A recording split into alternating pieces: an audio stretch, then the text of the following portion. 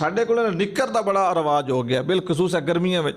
ਇਹ ਗੋਡਿਆਂ ਤੋਂ ਉੱਤੇ ਉਹ ਕੱਛਾ ਜਿਹਾ ਥੋੜਾ ਜਿਹਾ ਹੁੰਦਾ ਲੰਮਾ, ਉਹ ਪਾ ਕੇ ਮੁੜੇ ਬੜਾ ਸਮਝਦੇ ਨੇ ਅਸੀਂ ਕੋਈ ਨਾ बड़ी शह बन गया तो बड़ा कम कर लिया। उन्होंने कोई आखे बो तुसा बड़ा काम नहीं किया, तुसा हराम काम किए है। और जेडे गोडे नंगे करके घर पे फिरदे हो, ये गोडे छुपाने तुहाडी सकी माऊ तो भी फर्ज ने, ठीक है, तुहाडी बहन तो फर्ज ने, तुहाडी भाभी तो फर्ज ने, तुहाडी मासी फुफी तो फर्ज ने, ये तुहाडी शर्मगाह है। अपने वालिद तो बिरावां तो भी छुपाने फर्ज ने।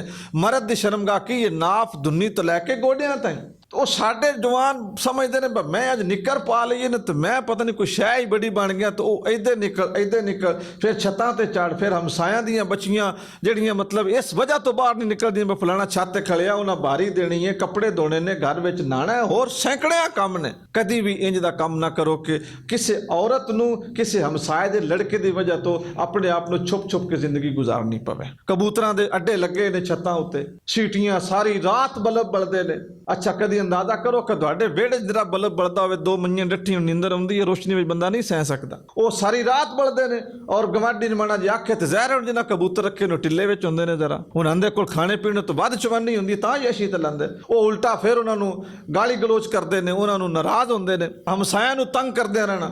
ठीक है, ये सारियां चीज़ां ने कि जिहदी वजह तो दोस्तों तुसीं अल्लाह ताला दे हज़ूर पकड़े जाओगे।